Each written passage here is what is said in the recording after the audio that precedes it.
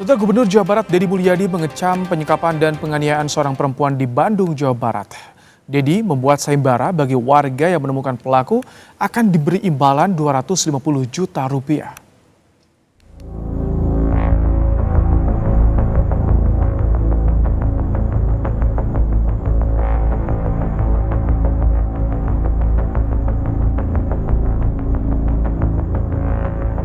Kasus penyekapan dan penganiayaan keji terhadap seorang perempuan di Bandung, Jawa Barat memicu kemarahan publik.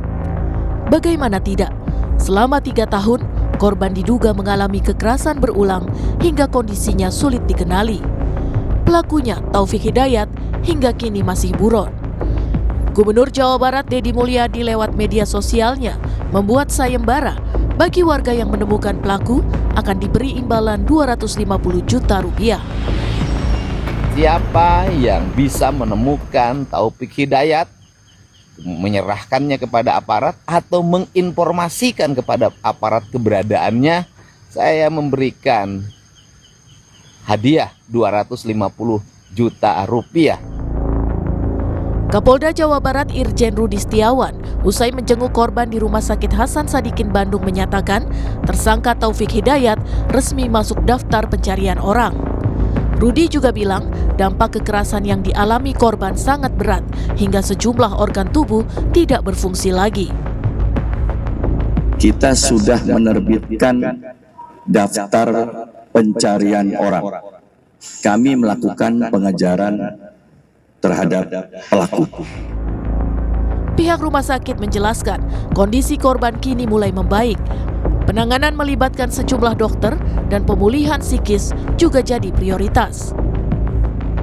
Kondisi pasien saat ini sudah mengalami perbaikan dan juga kita juga dari Rumah Sakit Hasan Sadikin memberikan pelayanan yang terbaik dan juga tim yang terbaik. Jadi kita membuat tim mulai dari bedah plastiknya, penyakit dalam, mata, dan yang lainnya.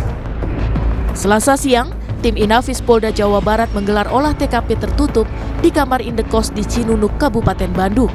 Kamar sempit itu diduga jadi saksi bisu penderitaan korban dalam 2 bulan terakhir sebelum kasus terungkap ke publik. Seluruh pihak berharap pelaku segera ditangkap dan mendapat hukuman setimpal. Tim Liputan, Kompas TV. Selain menyisakan luka fisik dan trauma mendalam bagi korban, kasus ini memunculkan pertanyaan besar. Bagaimana dugaan penyekapan dan penyiksaan bisa berlangsung selama bertahun-tahun tanpa terdeteksi? Untuk membahasnya, kita sudah bersama dengan kriminolog Universitas Indonesia, Adrianus Meliala. Selamat malam, Prof. Adri. Selamat malam, Mas Ibrahim. Ya. Terima kasih diundang. Baik, Prof, ini bagaimana seseorang mampu melakukan penganiayaan, menyekap korbannya, kekasihnya, menganiaya selama bertahun-tahun. Ini bahkan tanpa terdeteksi. Kondisi seperti apa yang bisa memicu pelaku seperti ini, Prof? Ya, saya menduga pasti ada karakter tertentu yang menyebabkan lalu pelakunya dapat melakukan seperti itu. Jadi karakter ya, dia bukan hanya sekedar motif atau tujuan atau persepsi, tidak, tapi karakter sesuatu yang template ya dan ajak sejak kecil ada.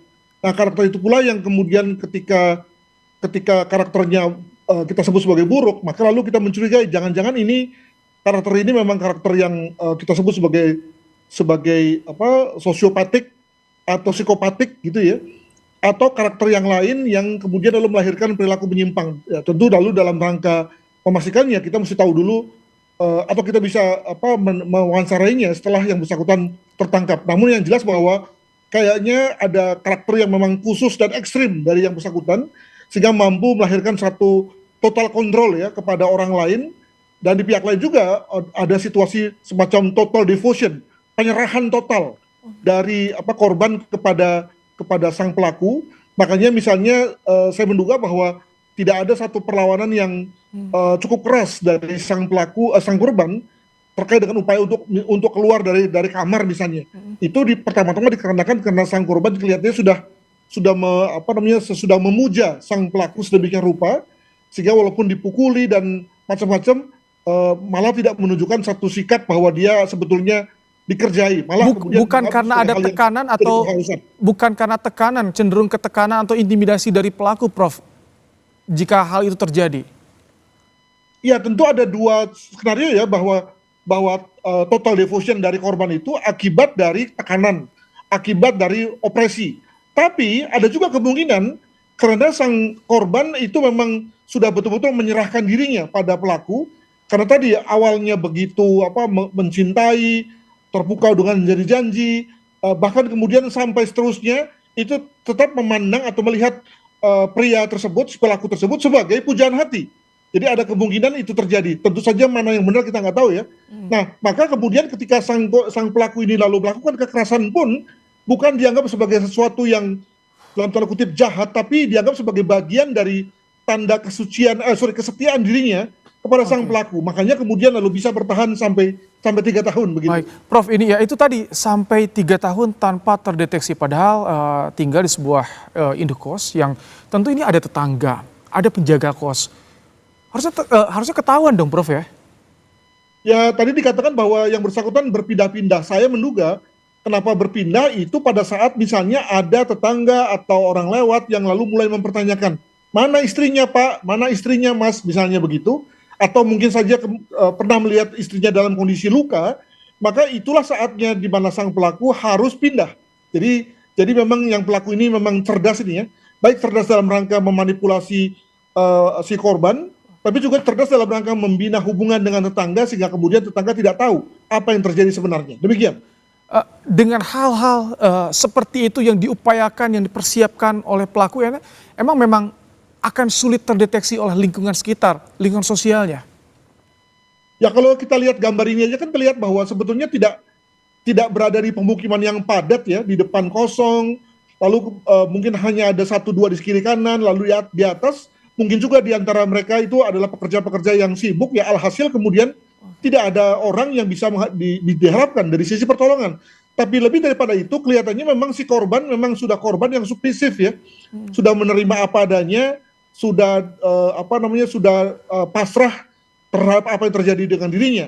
Nah, maka ketika kemudian kondisinya sudah amat parah, barulah kemudian si pelaku sendiri yang berinisiatif untuk membawa ke rumah sakit. Jadi bukan karena sang korban minta atau mengerang atau apa gitu ya sehingga kemudian dibawa ke rumah sakit, tapi lebih kepada inisiatif sang pelaku sendiri. Begitu. Prof, tadi Anda menyinggung soal bagaimana perilaku di lingkungan sosial terdekat yang ada yang sibuk.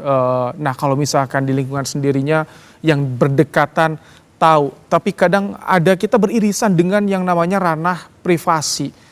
Konsekuensi hukum apa yang bisa timbul dari hal itu, Prof? Sebetulnya kalau kita bicara mengenai undang-undang perkawinan, maka undang-undang perkawinan kita tidak melarang kalau kemudian ada orang lain masuk saat terjadi tidak pidana antar suami dan istri. Jadi misalnya sebagai contoh ketika terjadi, ini kita ambil contoh lainnya,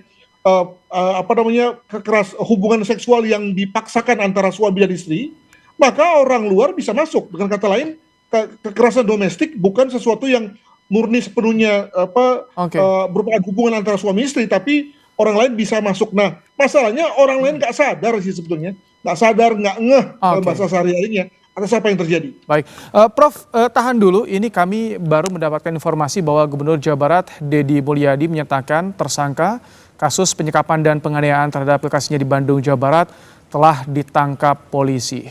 Pernyataan ini disampaikan oleh Deddy Mulyadi melalui unggahan di akun media sosialnya. Menurut Deddy Mulyadi, Taufik ditangkap di wilayah Majalengka. Namun kronologi penangkapan baru akan disampaikan dalam konferensi pers Polda Jawa Barat. Sebelumnya memang Polda Jawa Barat juga sudah membentuk tim khusus untuk memburu Taufik. Kita simak bersama.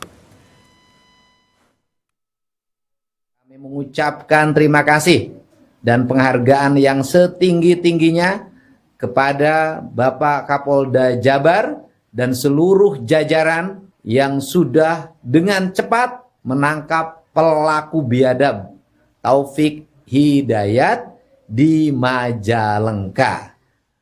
Ya, tentu ini kita juga masih menunggu konfirmasi dari polisi terkait ditangkapnya terduga pelaku. Namun melihat dari keseriusan yang ditunjukkan oleh polisi membentuk tim khusus untuk memburu pelaku ini betul-betul menjadi sebuah atensi kasus yang menggemparkan ya, Prof?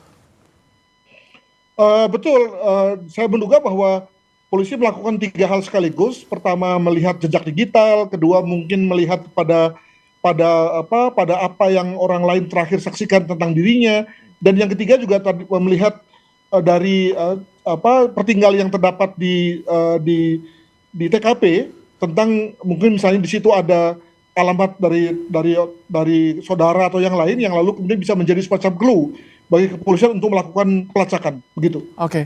Terima kasih Prof. Adrianus Meliala, Kriminolog Universitas Indonesia telah menyampaikan pandangannya di program Kompas Malam hari ini, Prof.